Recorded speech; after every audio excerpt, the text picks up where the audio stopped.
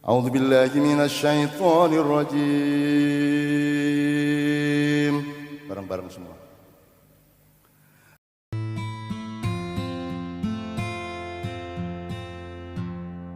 Ma'iyahan Mocopat Syafaat yang berlangsung sejak bulan Juni 1999 sehingga malam ini adalah bulan ke atau kali ke 258.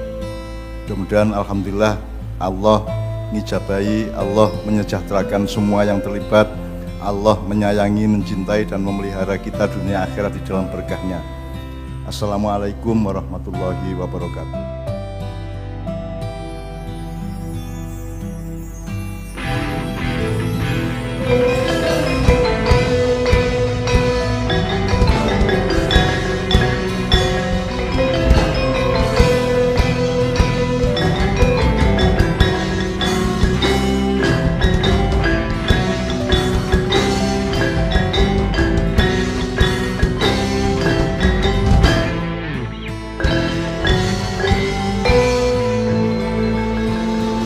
Assalatu wassalamu alaik Ya Imam al-Mujahidin, Ya Rasulullah,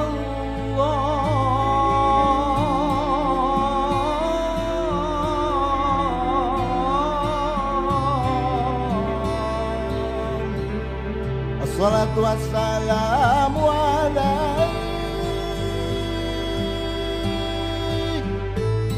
Ya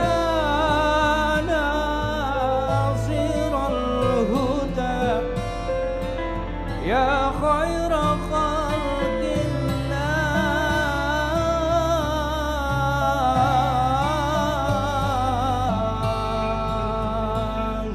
Assalatu wassalamu alaik Ya Nasirul Haqqi, Ya Rasulullah.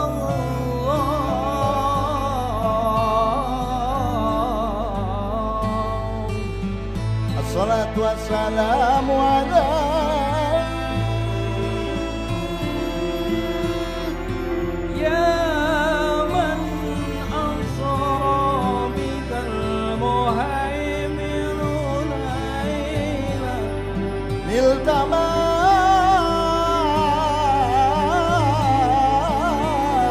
nilta wal alamu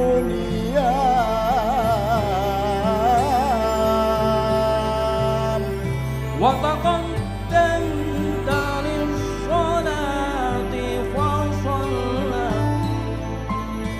kullu man fis samai wa antal imam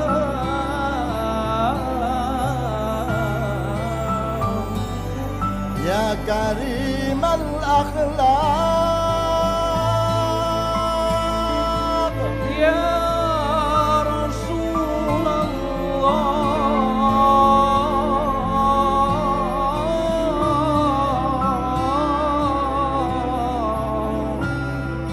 sallallahu alaihi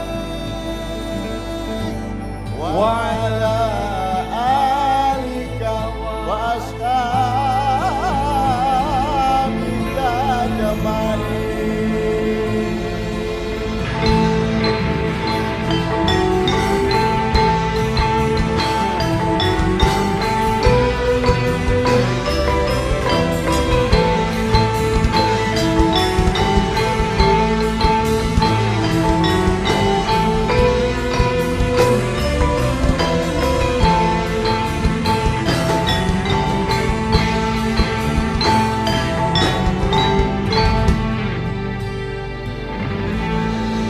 أعوذ بالله من الشيطان الرجيم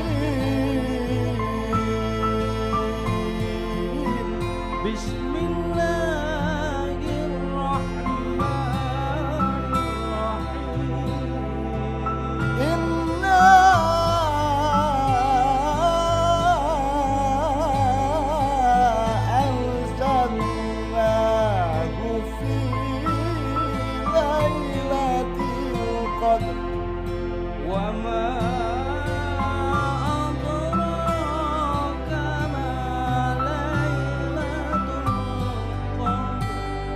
Lailatul Qadri khairum min alfi syahr tanazzalul malaikatu warruhu fiha بإذن ربهم من كل أمر salamun hiya hatta matla'il fajr.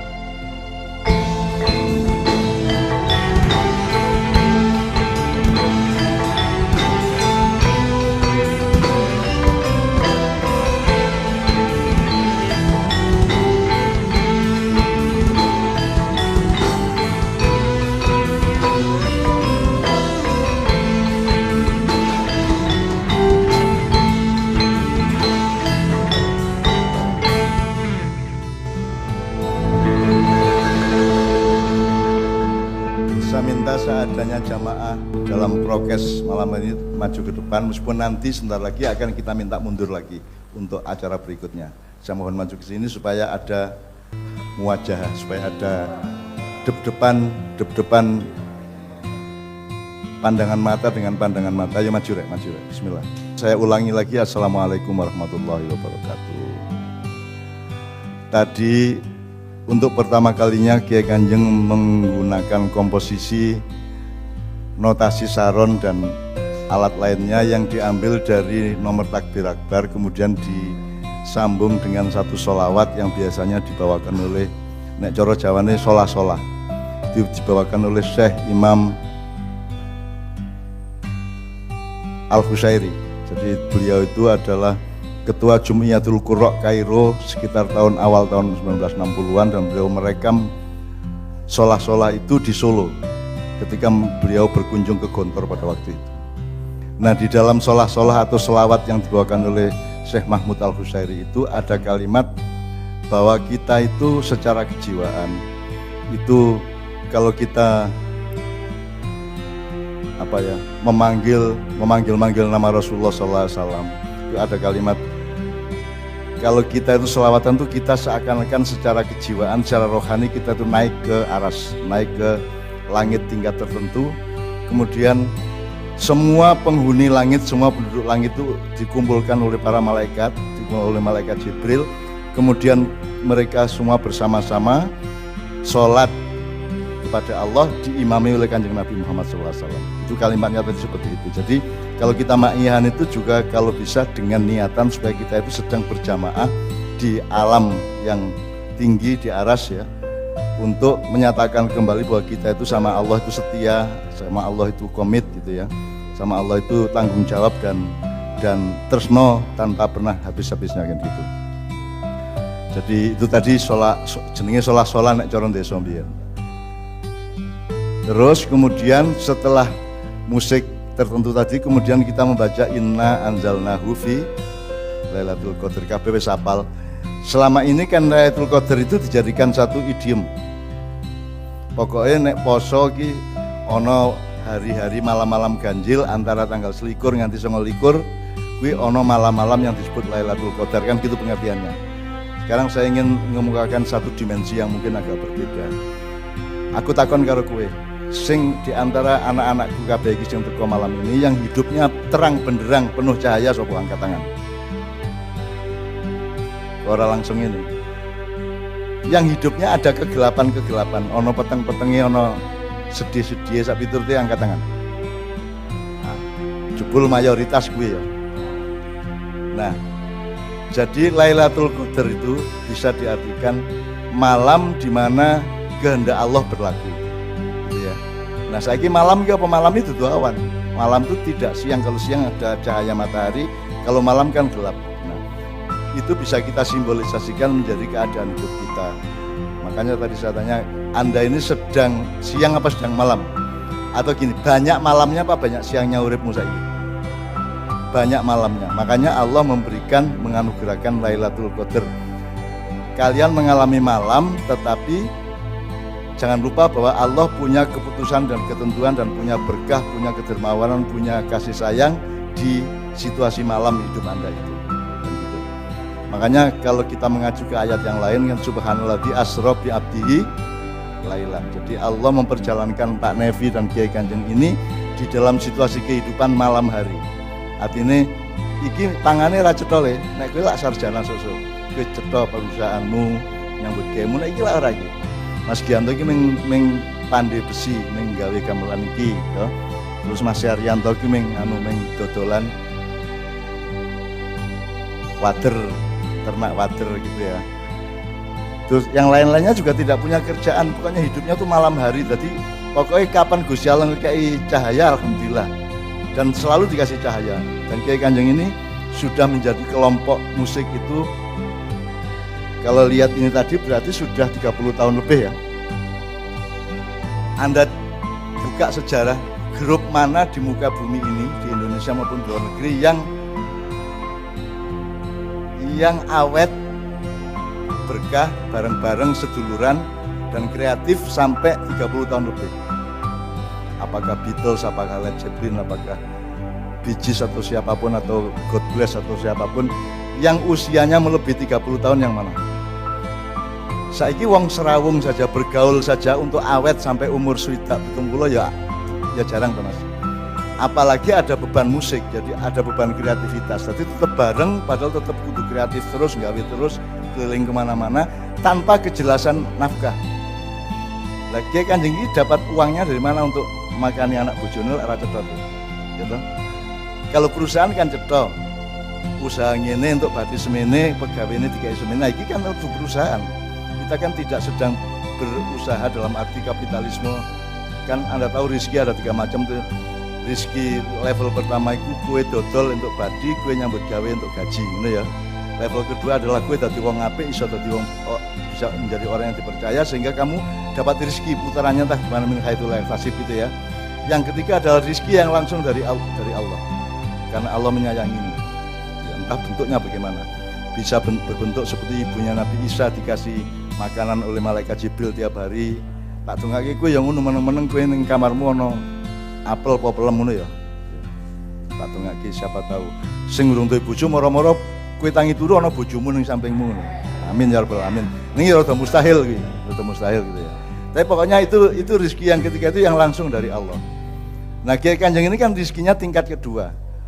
Memang ketika Kiai Kanjeng main di Blitar, di Jakarta, di Cikarang, di Surabaya, di Banyuwangi, di Berlin, di Amsterdam, di Italia, di mana di Roma, di Teramo, Napoli dan seterusnya, memang mereka kasih honor. Tapi honor itu asal usulnya tidak karena transaksi, ngerti nggak? Itu bedanya dengan perusahaan. Ini mereka tidak transaksi. Jadi ketika kita diundang ke luar negeri itu tidak ada transaksi. Cuman kan yang ngundang kan manusia. Nek kamu manusia terus kamu temenmu datang, masa nggak kamu bikinin kopi apa teh? Enggak. Kalau temenmu nggak punya duit untuk pulang kan mesti kok sangoni untuk tuku bensin kopi atau kamu antar dengan motormu kan begitu. Jadi kita ini percaya bahwa kita ini semua manusia sehingga kalau melakukan apa-apa itu saling memberi jasa, saling memberi kedermawanan satu sama lain. Dan itu yang dilakukan Kiai Kanjeng selama 30 tahun dan tidak pernah ada masalah. Ya oke, nek soal cangkem bosok kabeh. Gitu. Nek soal nyek-nyekan, soal hina menghina itu kan kelogowan paseduluran yang sudah sangat mendalam sehingga saling menghina tidak apa-apa kan gitu.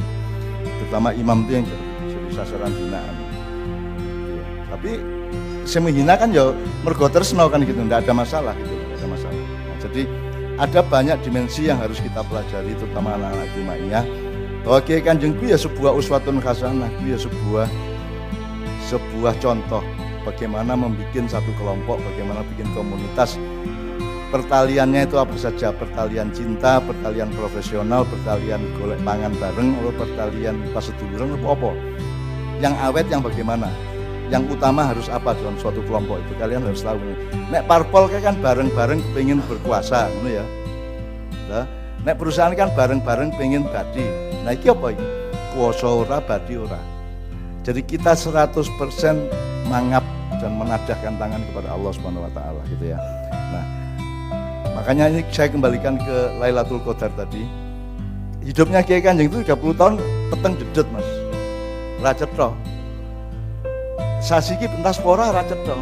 Tidak pernah, itu 30 tahun ya ora tau cetha. Wong dudu perusahaan kok. Juga tidak ada sponsor kok. Kita juga tidak menerima kok, tidak menerima pemberian-pemberian. Misalnya ada menteri datang ke sini terus nawani Zaki, Zak butuh apa? Zaki bilang sudah, tidak ada butuh apa-apa sudah. Alhamdulillah dicukupi Allah semua. Jadi kita tidak punya latar belakang ekonomi apa-apa kecuali kasih sayang Allah.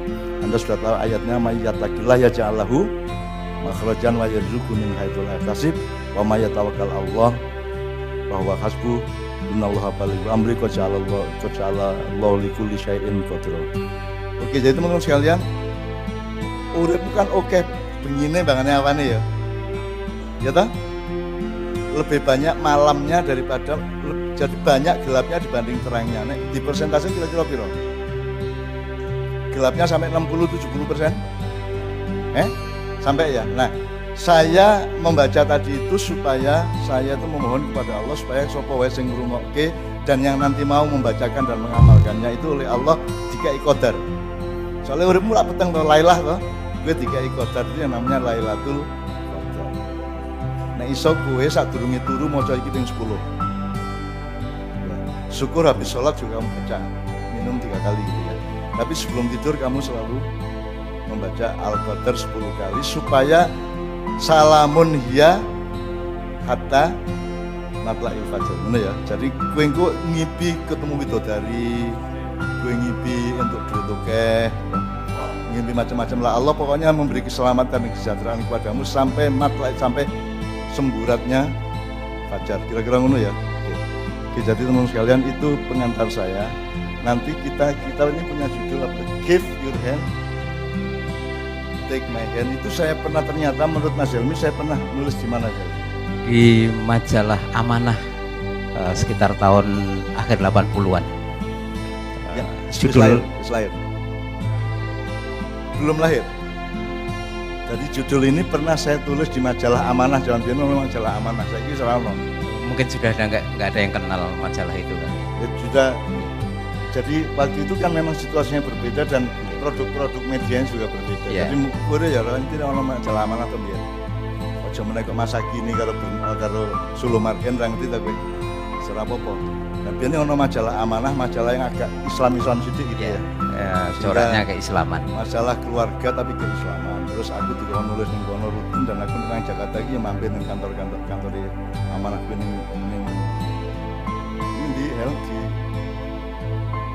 Aku sudah jalan apa sih yang Senin nyetan ki apa tuh? Ya antara Salemba sama Senin tuh jalan apa itu? Keramatnya. Jadi Keramat majalah Amanah itu alamatnya di Keramat Raya apa itu? Nulisnya mampir langsung di kantor itu Mbak waktu itu. Iya karena nulis itu bagi saya wis podo karo ngerti kacang, podo karo ngombe es, podo karo ngising. Jadi saya dulu itu kan bukan karena saya hebat Mas, tapi karena saya dihadiahi Allah kemudahan untuk nulis dalam keadaan apapun saja. Ora perlu sepi, ora perlu ijen. Ning tengah pasar aku bisa nulis. Aku nulis karo nemoni daya ya sering banget. Enggak ada masalah. Tak cicil ngomong. Jadi itu saya diberi kemudahan oleh Allah. Sehingga kalau saya jam 11 ngene, jam 11 bengi biasanya aku terus ditelepon redaktur Jawa Pos di Malioboro, terus mereka minta tulisan mendadak jam setengah 11 malam karena mau deadline, tak tulis ke 10 menit berapa jam tak kirim. Atau saya pas di Malioboro saya nulis, atau majalah Amanah, Tempo segala macam saya nulisnya di kantor Tempo, nulisnya di kantor Zaman, waktu ada Zaman juga. Zaman juga ada.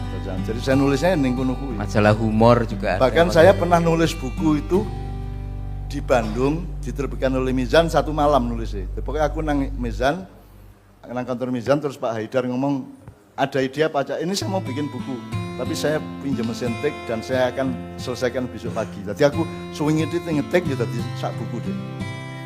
Rodo edan kan kuwi. Suwingi tadi sak buku gitu. Itu ono ra dokumentasinya itu. Yang judulnya apa Mbak? Kita juga masih belum. Ikut tidak lemah. Oh, ikut tidak melemahkan. Itu masuk di sastra yang membebaskan apa yang nasionalisme Muhammad? Iya, kalau nggak salah nasionalisme Muhammad. Jadi satu buku kecil judulnya Ikut Tidak Lemah, tidak ikut melemahkan. Lemah dan tidak ikut melemahkan. Jadi itu berdasarkan ayat Wanuri itu annamuna ala ladina stud'ifu fil ab wa naj'aluhum a'immatan wa naj'aluhumul warithin. Jadi kalau bisa Anda itu jangan ikut lemah. Nek kowe kuat aja njur nglemahke wong gitu loh. Intinya begitu. Anda jangan memperlemah orang, Anda harus kuat tapi tidak untuk nguati wong. Ngerti nek cara Jawa nguati lah rapi tadi. Ngendas-ndasi, menginjak orang kan tidak boleh. Jadi mari kita kuat supaya tidak diinjak orang, tapi kalau kita sudah kuat kita jangan menginjak orang. Itu intinya seperti itu bukunya gitu ya. Oke. Jadi teman sekalian, ini malam ini ada partisipasi dari Mas Jujuk dengan kelompoknya. Satu nomor tari paling sekitar 10 sampai 15 menit. Kemudian nanti juga ada partisipasi dari Mas Eko Winardi. Itu teman kita lama dari tadi siang itu ada pertemuan seniman-seniman tua sing kowe mesti ratpung wis rambutnya putih kabeh wis tuwa banget kae. Sing ketika kita aktif dulu kowe urung ono, bapakmu urung kawin barang. Nah, kemarin tadi siang kumpul di sini kita merencanakan sejumlah pementasan pada mulai Februari, Maret dan seterusnya. Tapi nanti Mas Eko yang akan membawakan satu monolog tentang seekor kucing mengajari burung terbang. Absurd loh kuwi. Kudune kan manuk muruki kucing ben iso mabur. Iki ora kucing muruki manuk ben mabur kan gitu. Nah, ini namanya Eko Winardi, itu salah seorang seniman sastra dan teater sejak tahun 70-an. Jadi dia juga seorang aktivis lingkungan hidup. Makanya sampai tadi dia Helmi nggak tahu ya. Jadi kan kita sudah mendapatkan terminologi sangat bagus. Ada ekologi, ilmu tentang lingkungan hidup, ngerti ya. Berarti dalam ekologi itu ada kesadaran ekosistem.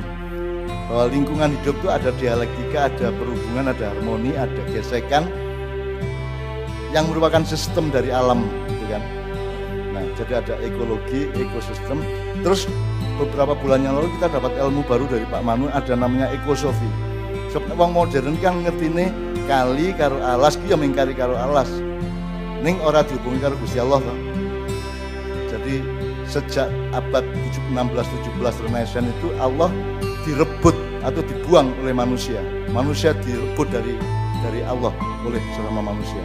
Jadi kita itu mensyukuri dan menikmati dunia ini tanpa kesadaran bahwa itu yang bikin Tuhan.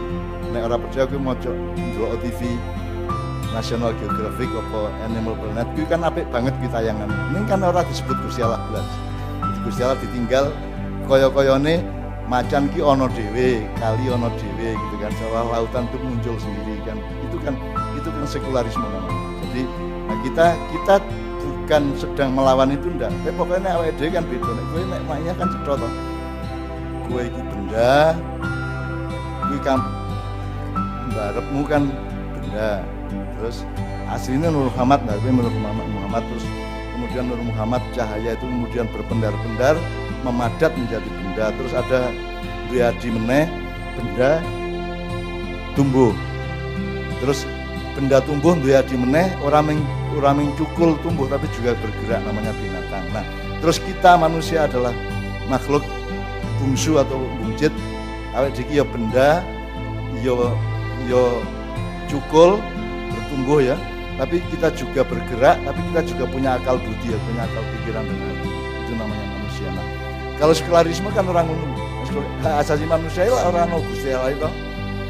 Manusia untuk kita kan manusia tidak punya hak. Wong kowe ra melu gawe dhewe.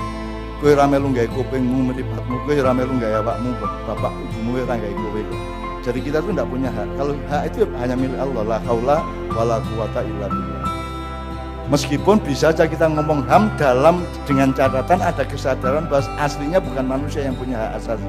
Yang punya hak, apalagi asasi itu kan esensial. Kalau secara asasi yang punya hak yang bikin. Di mana-mana nek perusahaan ke sing duwe owner berarti sing kei modal sing ngedeke kan gitu. Nah, sing kei modal dan sing ngedeke alam semesta ini kan Allah. Nah, itu tidak diakui oleh kaum sekuler, tidak diakui oleh ideologi sekularisme. Maka kita bikin maknya itu supaya kita kembali ke kampung halaman dan kesadaran yang asli dari umat manusia kan gitu. Oke. Jadi saiki setelah ekosofi ada kesadaran keempat yaitu Eko Winardi. Kuwi cek ngakune ngono kuwi mawon. Ekologi, ekosistem, ekosofi, terus Eko Winardi. Serapa apa wis tak. timbangannya aku dilangoni ya terus ben apa-apa. Oke. Nah, nanti kita saksikan Mas Eko Winardi diiringi Kiai Kanjeng dengan dua nomor untuk membawakan satu monolog. Judul apa toh?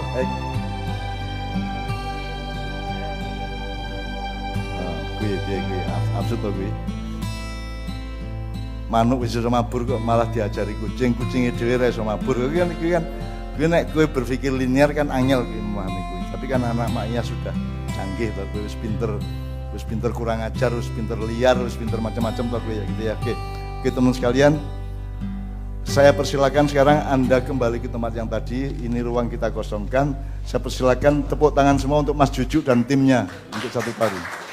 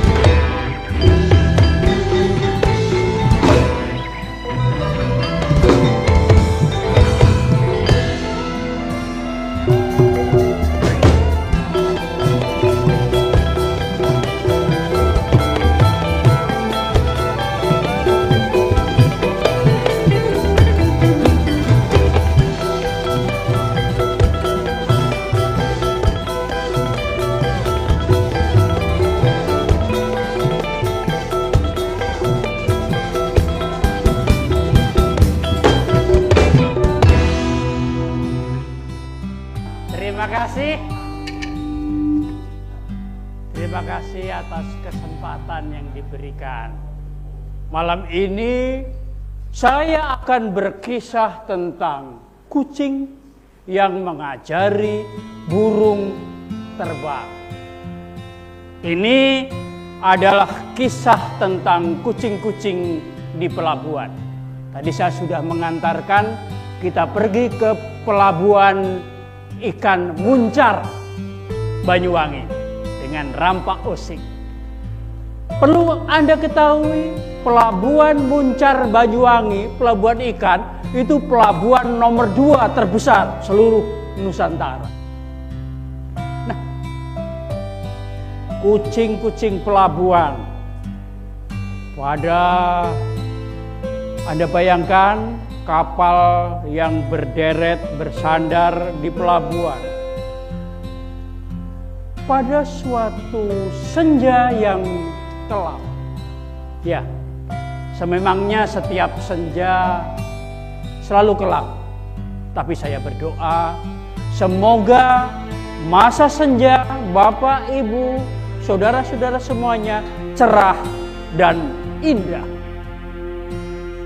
Pada suatu senja yang kelam, angin sepoi-sepoi semilir membawa bau amis dan anyir.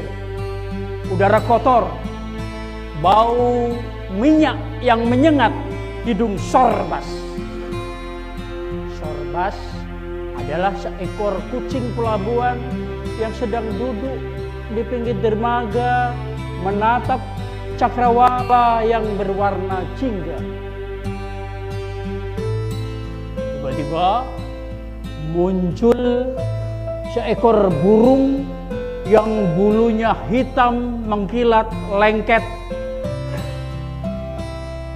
Burung itu berjalan terhuyung-huyung mendekati tempat duduk Sorbas.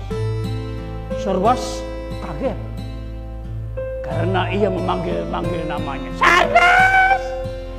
Sorbas! Hampir saja Sorbas tidak mengenali burung itu. Dia adalah Kengah.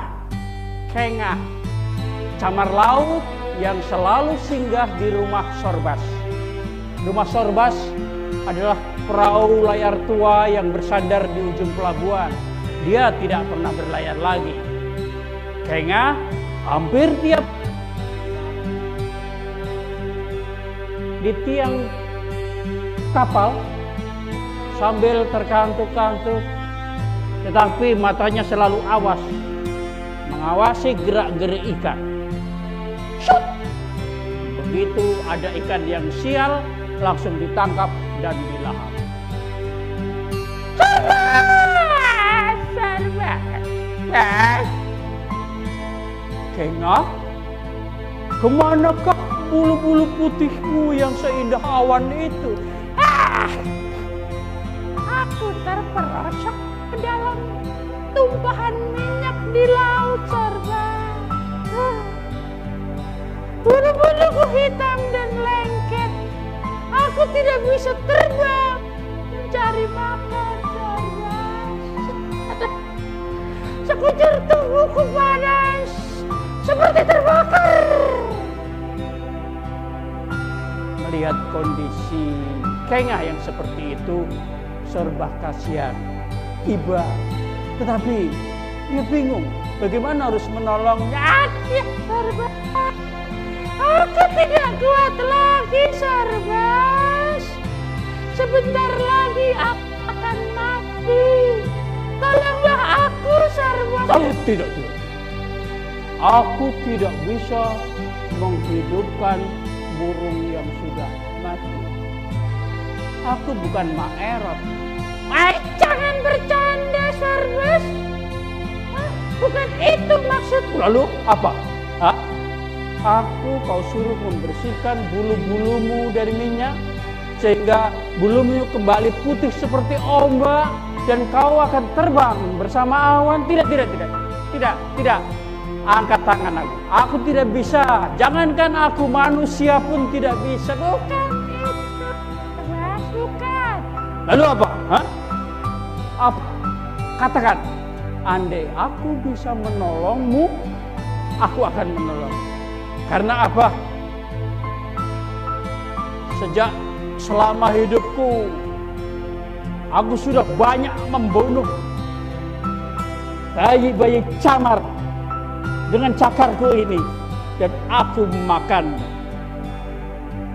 Nah, dengan menolongmu, semoga seluruh dosa dan kesalahanku terbayar lunas. Benar? Benar. Janji?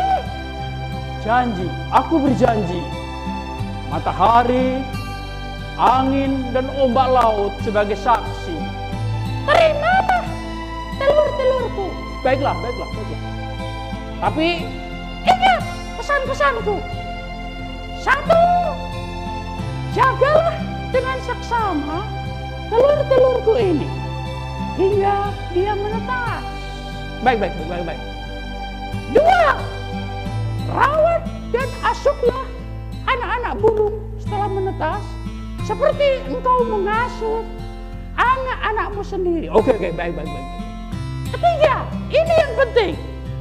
Bila tiba waktunya, ajarilah dia terbang. Aduh. Saudara, kamu sudah berjanji. Iya. Setelah menyerahkan telur-telurnya, Kengna mati lengket. Sungguh kematian yang sangat mengenaskan. Sorbas melihat itu iba, tapi dia berkata, Sorbas, janganlah engkau larut dalam kesedihan. Ingat janji-janjimu.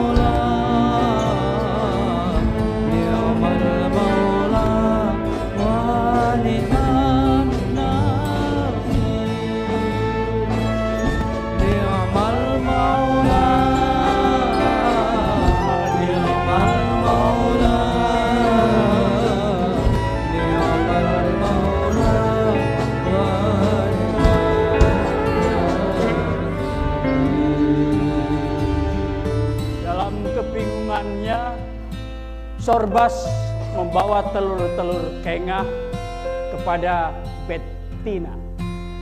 Betina adalah kucing Tina pelabuhan yang sangat piawai memelihara dan merawat anak-anaknya.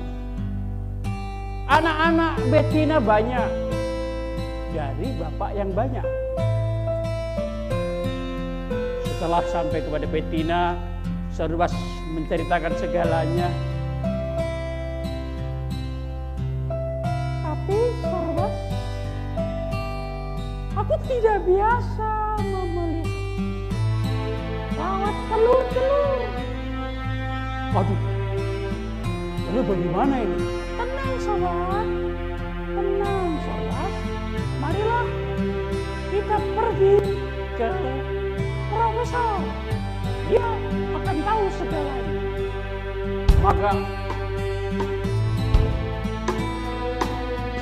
Sorbas dan Betina berjalan beriringan seperti noni-noni dan sinyo yang sedang berdandan.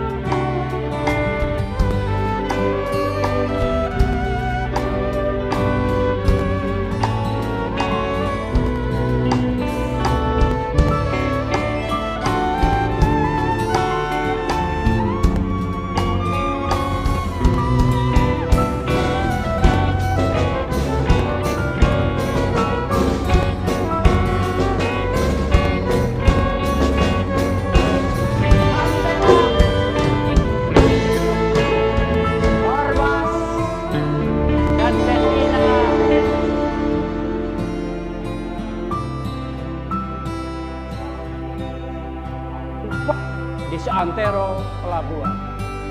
Sebenarnya dia bukan profesor. Dia adalah kucing peliharaan profesor yang bertugas menjaga buku-buku dari serangan tikus-tikus yang sering ugalan. Oke. Sorbas dan kau Bettina, menurut ensiklopedi tentang ugas burung-burung, dalam tutorial menjaga merawat telur camar, maka yang kita butuhkan adalah penjaga telur yang kuat dan tangguh. Untuk itu, marilah kita bertanya kepada Kolonel. Bettina, Sorbas, dan Profesor berjalan menuju rumah Kolonel.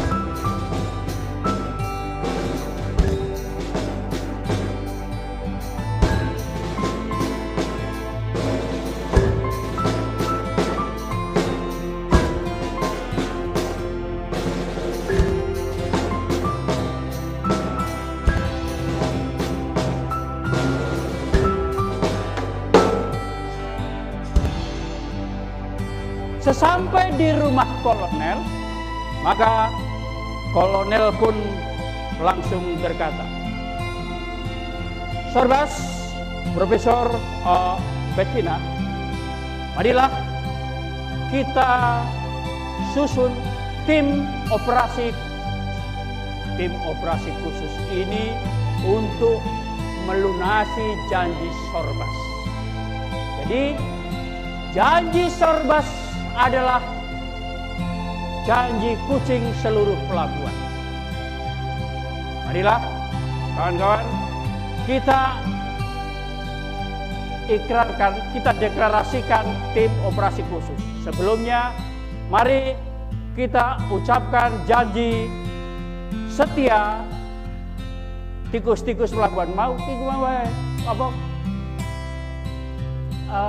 Derek nih wae. Nah.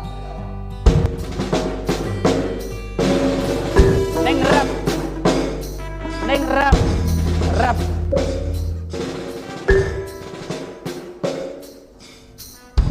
Sumpah setia kucing pelabuhan. Sumpah setia kucing pelabuhan. Satu.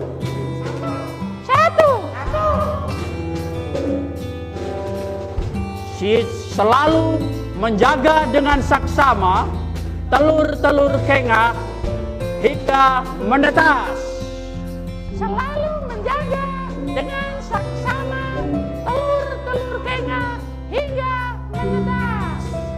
Seperti engkau menjaga nusa, bangsa, dan agama. Seperti engkau menjaga nusa, bangsa, dan agama. 2.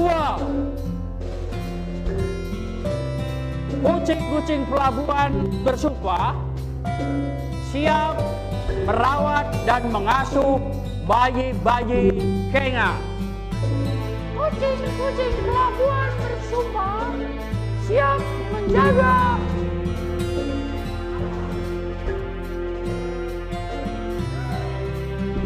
Ketiga, bila tiba waktunya, ajari anak-anak burung itu terbang. Bila tiba waktunya, ajari anak-anak burung itu terbang. Sudah. Setelah pembacaan Tri Setia Sumpah Kucing-Kucing Pelabuhan, disusunlah komando tugas. Sebagai Panglima tertinggi, Kolonel sebagai Komandan Lapangan, Profesor dan Bettina sebagai staf ahli. Sesudah ikrar dan susunan struktur komando, maka telur-telur kengah pun dibawa Sorbas ke rumah Sorbas. Serasa kamu tidak gitu. Oke. pada hari ke-17 yang indah. Angin bertiup menerpa tiang-tiang kapal pelabuhan rumah Sorbas. Sorbas melihat telur-telur kengah mulai bergoyang-goyang. Dia menangkap, menegakkan dengan kedua kaki depan, sehingga dia bisa memperhatikan bagaimana anak-anak burung itu mematok cangkang telurnya dan membuat lubang. Ketika tersembul, kepala kecil yang basah kuyup, Sorbas terkejut. Mana? Sorbas cuping hidungnya mekermingkup, lidahnya melet-melet. Sorbas, burung itu terangsang untuk melahapnya, tapi dia ingat akan janjinya kepada kengah. Akhirnya dia tersipu malu, menertawakan Kromodong saja.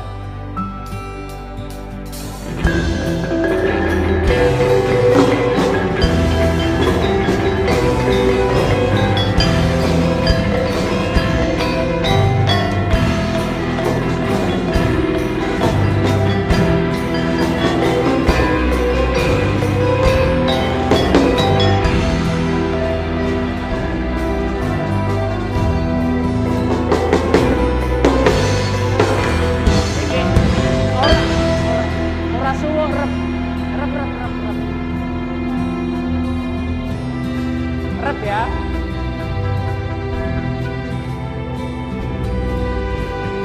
Anak-anak burung itu tumbuh sehat dan mengemaskan. Dan Sorbas pada setiap pagi membawa burung-burung itu kepada geladak, berjemur dan menghirup semilir angin. Merasakan semilir angin penting. Angin adalah sekutunya untuk terbang. Bagi burung camar, terbang adalah soal hidup dan mati. Terbang bukanlah soal kesenangan, bukan soal keisengan. Pada hari berikutnya adalah latihan-latihan yang keras bagi anak-anak kengah. Sampailah pada suatu pagi, kengah Sorbas membawa anak-anak burung itu ke tiang kapal. Maka satu-satu anak-anak burung itu diterbangkan. Moga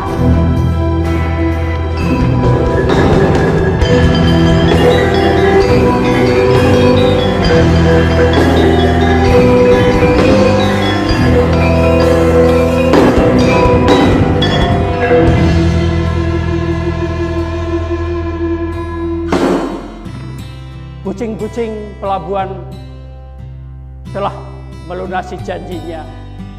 Burung-burung anak-anak kengah itu sudah pandai terbang. Dari tiang kapal yang satu ke geladak dan bermanuver bersama camar-camar yang lain.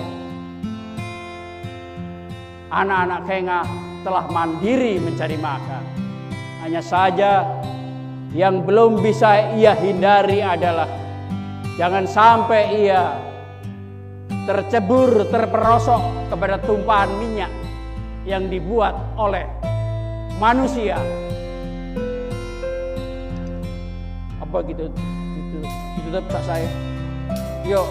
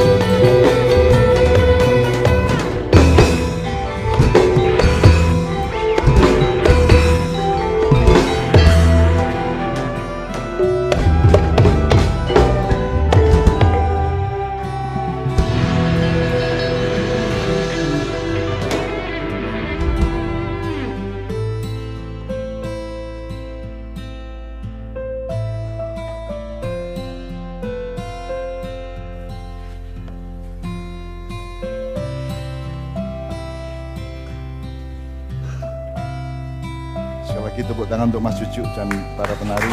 Ya. Monggo-monggo. Saya akan mengajukan pertanyaan secara bertahap kepada teman-teman Maya.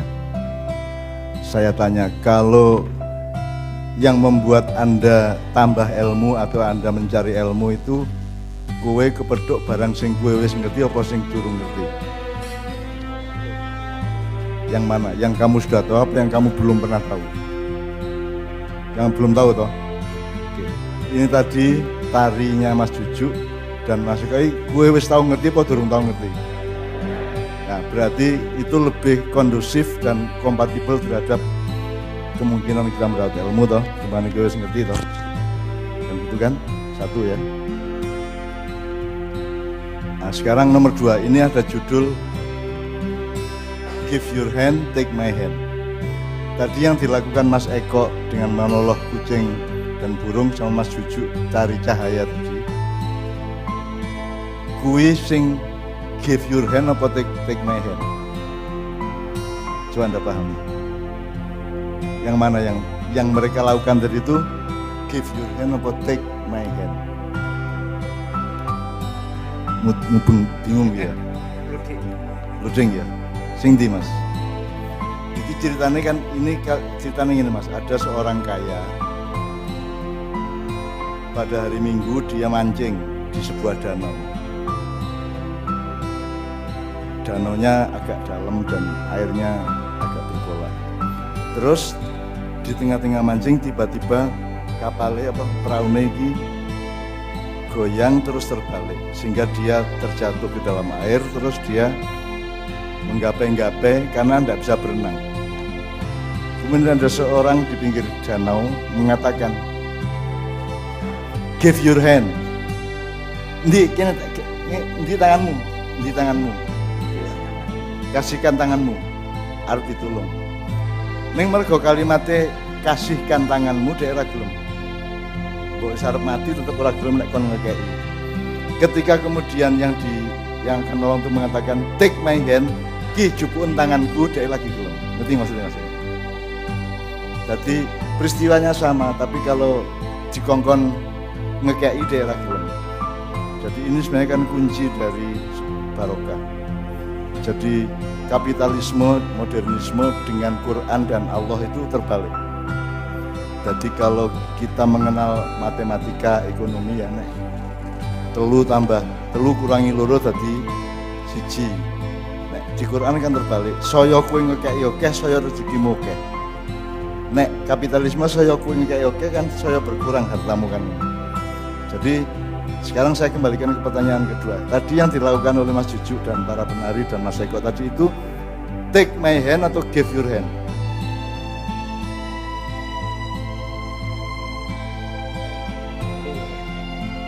Masa ini Raisa mikir ya? Take my hand atau give your hand? Take my hand ya. Kenapa? Mikrofon. Nah, mam, gue. Ya.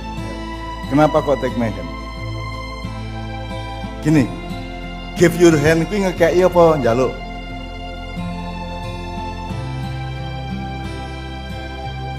Nek ana wong diomongi give your hand berarti kan dia dikongkon ngekeki.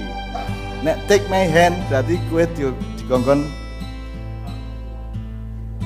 bocahe sing ngomong kuwi sing arep ngekeki terus kono nampa to, sing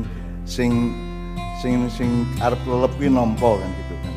Jadi sekarang saya kembalikan ini tadi tari dan monolog tadi itu ngekeki apa njaluk ngono aku. Ngono wae wis. Iki mau ngekeki apa njaluk? Atau give your hand apa take my hand? Take my hand.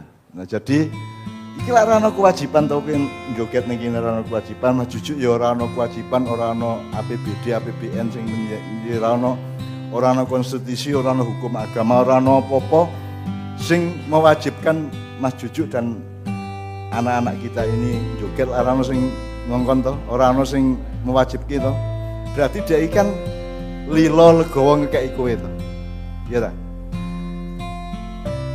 take my hand. Jadi iki mau ngin take my hand untuk. Karena kan bukan kewajiban. Jadi kan wong ngekei iki wong sedekah ya ra. Jadi kalau fungsi fikihnya berarti tari dan monolog tadi adalah sedekah kepada Anda, betul enggak? Terus kalau kita gadukkan dengan pertanyaan pertama, sing marake kowe entuk ilmu anyar ki sing kowe ketemu dikai barang sing kowe wis ngerti apa sing kowe durung ngerti? Nah, iki mau kowe ngerti urung? Nah, berarti iki pintu ilmu toh berarti. Nah, gitu. Kowe kan terbiasa dengan komunikasi literer, nomenklatur. Jadi sembarang wis ana jenenge, wis ana nomenklaturnya. Jadi zaman Nabi Adam didukke ning bumi biyen kan kepethuk ula. Ning ora ngerti jenenge to? Kepethuk kacang, kepethuk wit-witan, kepethuk godhong, kepethuk macam-macam tanaman dan binatang gitu. Tapi kan Nabi Adam kan tidak punya wacana dan tidak pernah dikasih tahu siapa-siapa kuwi jenenge apa kan gitu kan. Nek kowe lak wis ngerti oke wedhus, oke asu, oke kacang, oke bahkan kowe ngerti kae hamburger, kae gado-gado, kae pizza kan kowe ngerti gitu. Itu kan ketika peradaban sudah berjalan sedemikian banyak. Lah kowe iki mau dadi Nabi Adam to moro-moro disuguhi sing kowe ra mudeng. Nah saiki sapa sing Nabi Adam ketika dia ketemu kambing itu sing jenengi kuwi wedhus iki sapa? Apa Gusti Allah, malaikat apa Nabi Adam dhewe sing kudu goleki dan menentukan jenenge? Ketika ketemu godhong, ketemu wit-witan, ketemu woh, itu Nabi Adam mengidentifikasi sendiri atau dia dikasih tahu sama Tuhan? Ada ayat yang menyatakan bahwa Tuhan mengajarkan nama benda-benda, gitu ya, termasuk kambing, termasuk wit-witan, sampai dulu. Tapi kalau kita ngomong proses kita mencari ilmu dan menghayati kehidupan golek perlu, kan kudu kowe sing kowe minimum nek Gusti Allah ngomong kuwi wedhus ngono ya kowe kudu memahami bahwa wedhus sing ngono kuwi, sing ulune ngono kae, sing unine ngono kae kan gitu. Artinya ada kerja Anda sebagai subjek yang mencoba menyerap ilmu kan gitu. Nah jadi saiki maksudku ngene. Kowe lak ra mudeng to ki. Tarine kowe ra mudeng. Mas Eko mau ya ndadak nganggo betina-betina mbak wis manuk karo kucing ngono wae malah ketok mau Mas Eko. Muga kowe nganggo jeneng mah wong ngiling-ngiling sing apa mau boras apa? Ayo kuwi rasah jeneng wae. Kene iki awam ya wis pokoke kucing karo manuk karo asu ngono wae lah. Jeneng ki yo ngiling-ngiling. Ya nek pas kowe memperkenalkan namanya itu pas mereka dengar. Nek pas ndak denger kan maksudnya sorbas ki apa to? Kan gitu kan. Nek kowe ngomong kucing langsung ngerti. Kowe ngomong burung langsung ngerti wong. Nah sesuk menen nek kowe ngono kuwi kowe ngitung keterbatasan para penonton. Ngono ya. Nek kowe mau ngomong kucing itu lantas ngono kae. Nah kowe wong langsung kucing langsung bleng ngono. Nek kowe ngomong sorbas karo nama-nama dari pelakunya itu jadi untuk kangelan untuk mencolot dua langkah. Oke. Jadi konco-konco sekalian, jadi sekarang gini, supaya Anda paham, kan orang mungkin tahu gimana, supaya Anda paham apa yang dilakukan oleh teman-teman penari dan Mas Juju, termasuk supaya paham apa yang dimaksudkan oleh Mas Eko, kowe ngenteni dijelaski apa kowe golek dhewe? Kalian terikat kepada penjelasan para penampil atau kalian punya kemerdekaan untuk menafsirkan sendiri? Punya kemerdekaan, jadi wis sakarep mulai nasir mulane nek kita tadi kan take my hand ya, gue yang ngono, gue juga harus memberi karena mereka memberi. Rumangsamu gue gelem kok joget-joget kaya kok gue ngene-ngene yo suaramu dicilik-cilik ngono kae, kowe lah ya ora gelem to ya. Kahanan kaya ngene, Covid, angel golek duit ya ana lho wong lanang tuwa gelem petakilan kaya ngono ki ning ngarepmu kan apik to kuwi? Ya ta? Ya ta? Ya ta. Rumangsamu kowe iso to, kowe ya ora iso to kuwi, kowe ya ora iso, kowe ya ora gelem barang. Gengsi to. Ana iki ora gengsi. Tujune mang katoke ra ketok ya. Sing sebelumnya tuh katoke nganti ketok.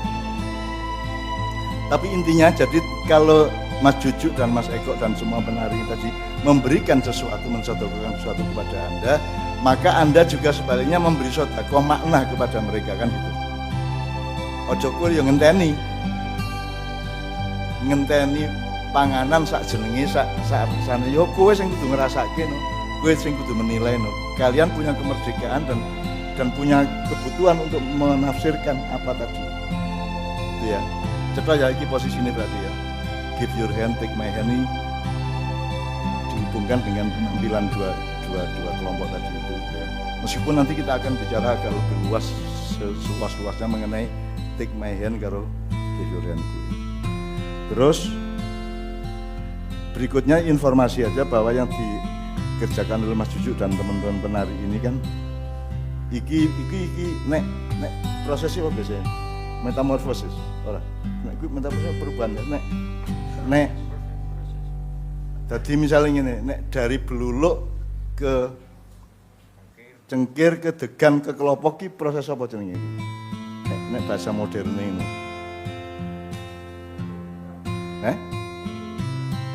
Pertumbuhan ya pancen. Maksudku iki sing rada gaya ngono lho. Kayak kata metamorfosis itu apa tuh? Evolusi ya. Jadi yang dilakukan Maju ini masih tahap evolusi awal.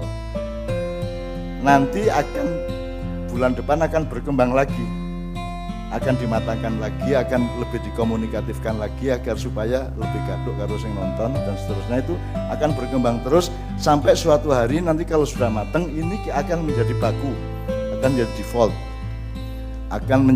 dan kita sudah sadar bahwa nek iso ada semacam upacara gerak kaya ngono kuwi di setiap maknyahan. Jadi iki ojo sing angel-angel, semua orang bisa melakukannya gitu. Jadi nanti akan sampai ke Kelapa gitu loh. Karena kan orang mungkin jur iki kudu nang Banyuwangi, kudu nang Jember, kudu nang Bali kan musake kan. Jadi kalau bisa itu bisa dilakukan oleh siapapun saja. Sama dengan selawat kan, selawat kabeh ya iso nglakoni dhewe ngono lho. Kalau bisa ini nanti nek wis dadi Kelapa ya bisa dilakoni sapa-sapa di mana-mana, mau di Purwokerto, mau di Pekalongan, mau di Kudus, mau di Demak, mau di Lampung, semua bisa melakukan hal yang sama. Di aplikasi. Karena wong sing jenenge pembelajaran modern maupun pelajaran tradisional dan agama kan ora tau ana gerake tadi. Mencangkem karo tangan sikil melaku ngono toh. Tapi kan tidak pernah ada apresiasi dan penghayatan terhadap manusia itu. Jadi ngene saiki. Salah satu ilustrasi ngene iki. Ini tadi kan penari-penari ya. Tadi Anda kan melakukan gerakan-gerakan tangan, kaki dan semua tubuh gitu ya. Jadi kan gue saiki nek sinau maknya. Tadi itu kan ada wanitanya. Berarti ada badannya, ada wajahnya, ada mohon maaf ada pantatnya, ada segala macam ya. Terus ada gerakannya, ada keindahannya. Sing kok delok apa mau? Wong wedoke apa gerake? Tenane. Itu yang saya maksud ilmu. Sing kok delok apane iki mau? Gerakane sehingga kamu menafsirkannya ataukah wong wedoke? Gitu loh. Gerakan wong itu. Ya maksud saya kita itu di maknya itu belajar. Kue kudu duwe fokus, kue kudu duwe skala prioritas, kudu duwe afdholiyah atau akdamiyah. Artinya afdholiyah yang terkemuka, yang paling kamu anggap terkemuka itu apa nih? Misalnya kue rabi sok iki sing nomor 1 apa nih? Wataknya, akhlaknya, apa ayune, apa seksine, apa kan harus ada skala prioritas. Demikian juga ketika tari dipersembahkan, sing kok delok iki apa? Utekmu sing nomor 1 iki apa? Wong wedoke, bentuke, ngono to? Apa ayune, apa kelulusan geraknya atau apanya? Kan kita pernah belajar bahwa kowe lak ora iso ndelok gelombang to. Kowe nang Parangtritis, nang Parangkusumono, gelombang laut. Terus kowe nggawe video atau nggawe foto. Gelombangnya iso kok foto ora? Bisa nggak kalian atau memotret ombak atau gelombang? Bisa nggak? Bisa nggak? Ada pameran foto-foto gelombang. Lho sing difoto itu kan banyu toh, itu gelombangnya toh. Meskipun karena banyu itu didorong oleh gelombang maka dia punya bentuk, tapi kan itu kan bentuknya banyu toh. Gelombangnya kan tidak kelihatan. Nah makanya kita sinau tenan bahwa yang dikemukakan tadi dia kan hadir tidak dengan badannya, hadir tidak sebagai wanita, tapi hadir sebagai pembawa ide atau aspirasi atau estetika tertentu kan gitu. Benar ya? Coba ya. Jadi itu kita belajar awal berangkat dari 2 persembahan tadi. Nah sekarang saya buka pertanyaan kalau ada yang jadi Nabi Adam mudhun ning bumi gitu loh, sama celeng gitu, yang ora mudeng kuwi apa kan gitu. Silakan kalau ada yang merespon atau bertanya. Rano, ya, silakan.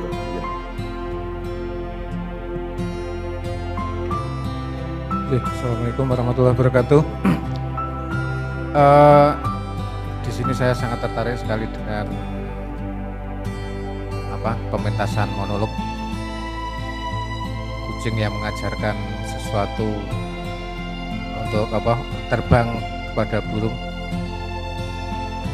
Di sini saya hanya sekedar menyimpulkan saja. Mungkin juga nanti akan berkembang menjadi lebih lanjut bahwa di situ ada suatu nilai-nilai tentang toleransi. Yang pertama itu tentang toleransi, di mana bahwa di situ kucing seharusnya kan mengajari anak kucing, tapi di situ ada suatu kasus kucing mengajari anak burung, yang mana itu bukan suatu kewajiban, tapi karena di situ juga yang sebelumnya itu ada bahwa di situ harus menepati janji, bahwa kewajibannya itu adalah karena untuk menepati janji.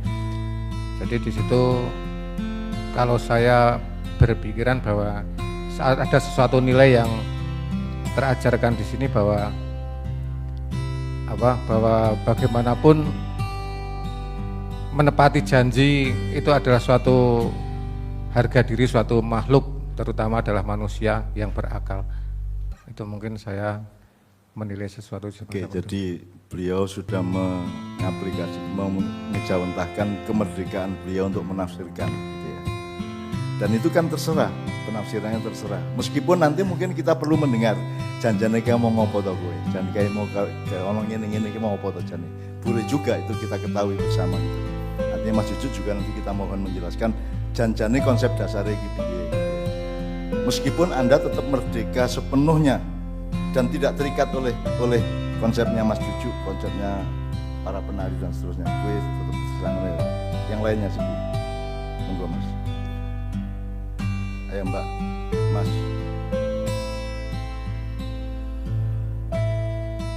Apalagi teman-teman maknya ini kan bukan penonton kesenian, itu penonton tari. Saya kira ono tari ning Purna Budaya gue ya nonton tuh kira-kira. Aku meneng kene kita iso ketemu koyo ngene iki gitu ya. Tapi kan orang-orang maknya itu ojo meneh kok tari sing igue menungso sedakoe kerja keras menungso. Wong kene iki setan wae ora masalah. Nanti kita akan punya pementasan bulan Maret nanti, salah satu temanya adalah bahwa kita tuh tidak punya masalah dengan iblis, dengan setan. Sing duwe masalah ki iblis karo setan nang awake dhewe. Tapi kita tidak punya masalah karena kita tidak terpengaruh toh. Kowe mandiri, kowe ora kira kamu tidak akan bisa digoda oleh setan maupun iblis, kamu tidak akan melakukan apapun atas dorongan atau atas kontaminasi dari utusan setan. Jadi kita tidak punya masalah. Karep-karepmu wong kowe kontrak karo Gusti Allah kok. Gitu loh. Tapi cara berpikir itu kan hanya di maknya. Di mana-mana setan ki musuh toh. Iblis ki musuh toh, nek maknya ora musuhan. Wong kono ya ora iso apa-apa karo aku. Ora kono ya ora iso mempengaruhi aku kan gitu. Kono ya ora iso arep ngopo-ngopo karo aku. Berarti aku ya ora musuhan kaya makhluk Gusti Allah kok. Dengan tugas yang jelas, dengan kontrak yang jelas. Jadi iblis itu kan kontrak sama Allah sampai hari kiamat kan gitu, untuk menggoda manusia kan gitu. Nah sekarang kan urusannya manusia kan orang melu musuhan. Aku pokoknya orang gelem kok pengaruh ngene-ngene. Aku mandiri, aku khalifah, aku ngelakoni apa sing diperintahkan Allah dan tidak ngelakoni apa sing dilarang Allah, dan saya menggunakan kebebasan dari Allah apa yang diberikan yang diamalkan oleh Allah untuk melakukan segala sesuatu secara mandiri, secara berdaulat. Jadi kita tidak menjadi bagian dari iblis. Jadi iblis itu ya enggak rasa musuhan, jin barang itu ora musuhan. Aku ora ono musuhan. Ya aku dijak musuhan kapan wae aku ora tau gelem. Karena aku gelem terang iku aku menang lho soalnya masalahnya. Arep karo iblis, arep karo dajjal karo apa aku ora. Misalnya dajjal tidak bisa masuk ke Mekah dan Madinah, itu berita Islam. Jadi dajjal itu kan menghancurkan seluruh dunia yang dia tidak masuk ke Mekah dan Madinah. Kan itu ya ora masuk akal. Wong kelakone wong Mekah Madinah ki ora karuan luwih apik dibanding wong Karanganyar apa wong Sukoharjo ngono ya ra. Terus opone sing njur iblis ra iso mlebu, dajjal ra iso mlebu nang Mekah Madinah iki opone wong kelakuane kaya ngono. Saiki arep dadi Eropa ngono dengan raja yang baru Muhammad bin Salman itu ya arep dadi Eropa terus saiki. Jadi sekarang ini mereka menjalankan Renaissance yang abad 16-17 di Eropa dulu. Sekarang mereka membangun Arab Saudi dan Timur Tengah menjadi Eropa baru, Eropa kedua lah ngono saiki. Ya terus dajjal kok ora iso mlebu rono. Nek prasaku kuwi urung ngono kuwi.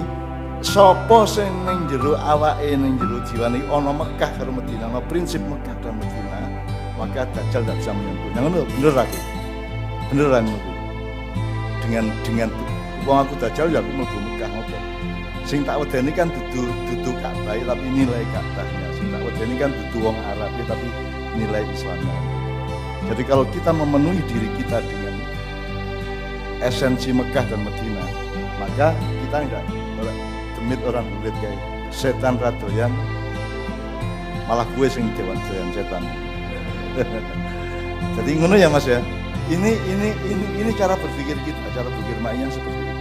Jadi soal Nabi Adam teko ning alas ya bingung dhewe ngono kae waktu iku urung ana pembelajaran biologi, urung ana botani, urung ana zoologi, ora ana matematika, ora ana kan tilang-tilang lah kowe mau dadi Nabi Adam iki apa to iki kan gitu. Nah, kalau gitu apa kita minta Mas Cucu untuk janjane piye to Mas Cucu larah-larah piye gitu. Gitu ya. Terima kasih. Assalamualaikum warahmatullahi wabarakatuh. Jadi saya akan menceritakan soal proses cari. Awalnya itu ada ide malaikat semediat menarik di arsi. Malaikat semediat. Bayangkan aja. Rupanya kayak ngopo malaikat itu tahu roh. Semediat lagi di arsi. Arsi itu yang bisa tahu dia antara langit, bumi, tengah-tengah. Tapi saya pun mempunyai arsi. Proses-proses ini lebih banyak ke rasa. Rasa yang saya ungkapkan di sini tidak sekedar jejogetan. Saya menari, aku narek dari hati saya, aku tarikan pada ini nari. Kalau asal gini itu jejogetan, joget. Ini bukan joget, nari yang saya ungkapkan dengan rasa. Tidak sekedar gerakan, tapi ini gerakan-gerakan ini ada dasarnya, karena dasar ini lebih ke pengolahan pribadi. Jadi kalau saya ngomong nanti, wah apa ya? Jadi ini lebih ke kontul mabur, giring angin, sudah tahu swing angin, tarian ini. Jeruk apa? Nanti akan tahu, tanyalah nanti ke rumah. Tidak bisa menjelaskan di sini, sulit. Gitu. Prosesnya panjang sekali. Ini tarian yang kedua, yang saya rekonstruksi kedua. Nah, nanti mungkin akan sampai akhirnya nanti sampai titik. Lah ikilah. Akhirnya jadi ya. Ini masih proses. Jadi bukan sekedar joget-jogetan, ukul-ukulan itu maknanya ada. Ya. Unsurnya kalau ini aku tarikan hanya diam itu, diam menunggai, atur pernapasan, tarik, buang. Nah, ada gambar-gambar itu gerakan semua.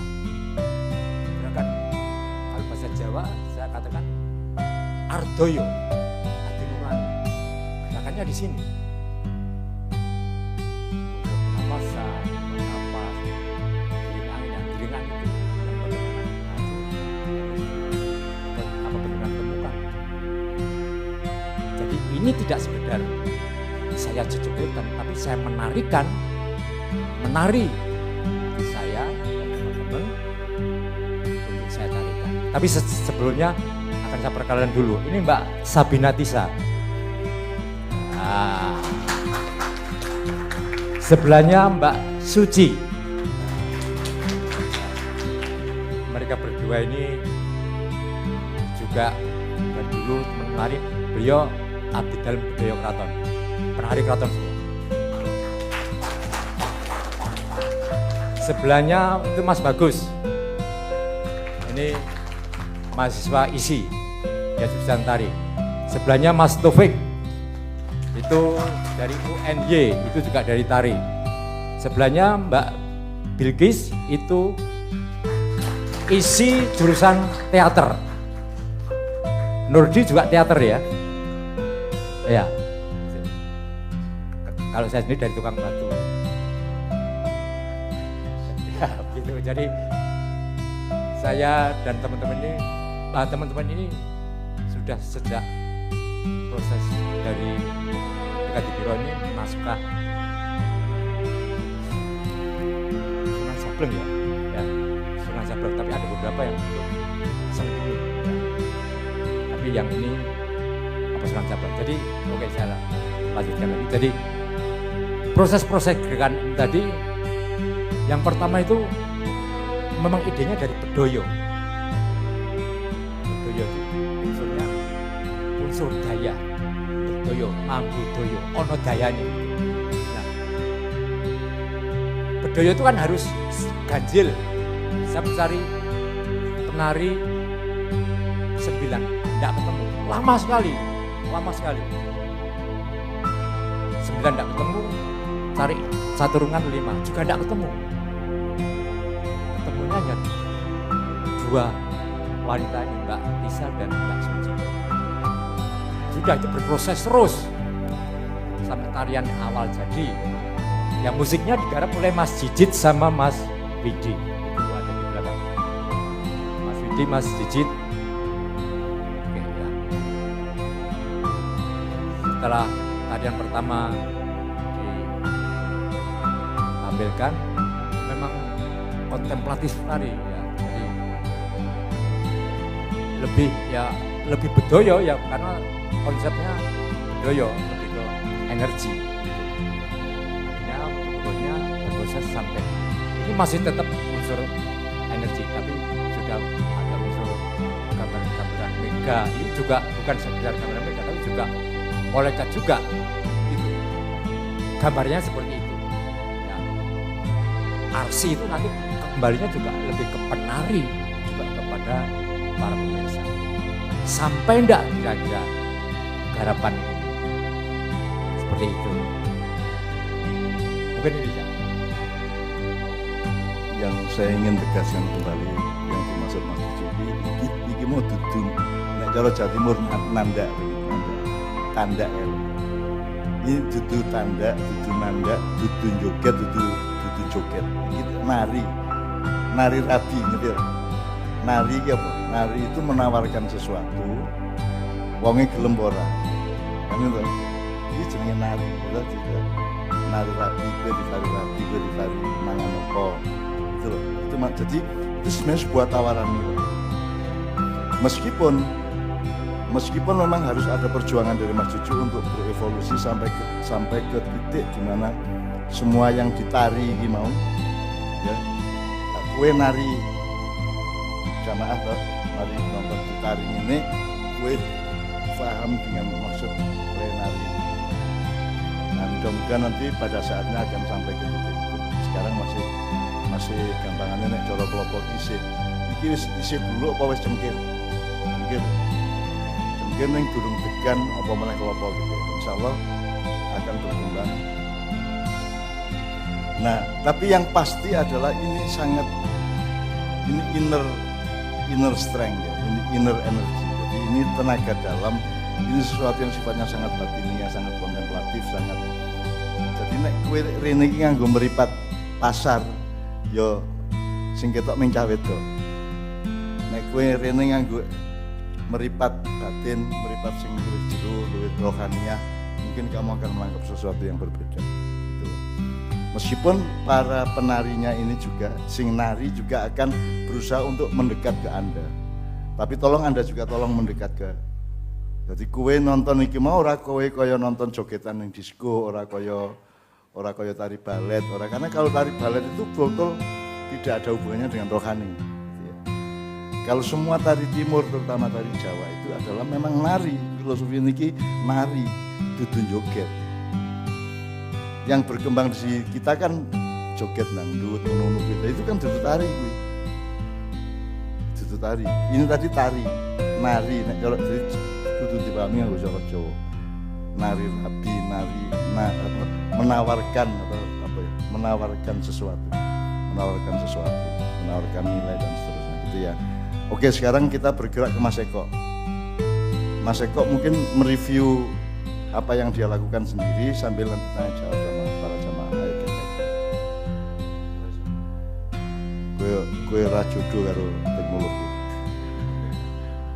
Terima kasih. Assalamualaikum warahmatullahi wabarakatuh. Oke. Kebalikan dari Mas Cucu tadi. Jadi nek aku joget rakyat apa tujuannya adalah gampang kok iso, kowe kabeh iso.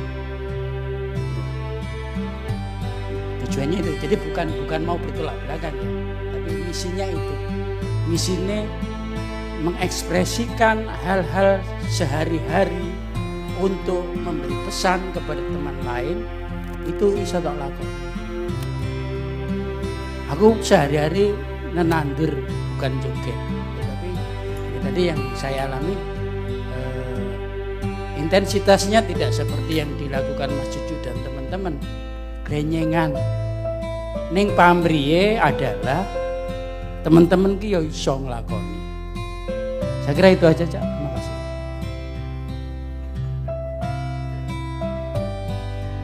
Ya, Mas Eko ini seorang pelaku lingkungan hidup.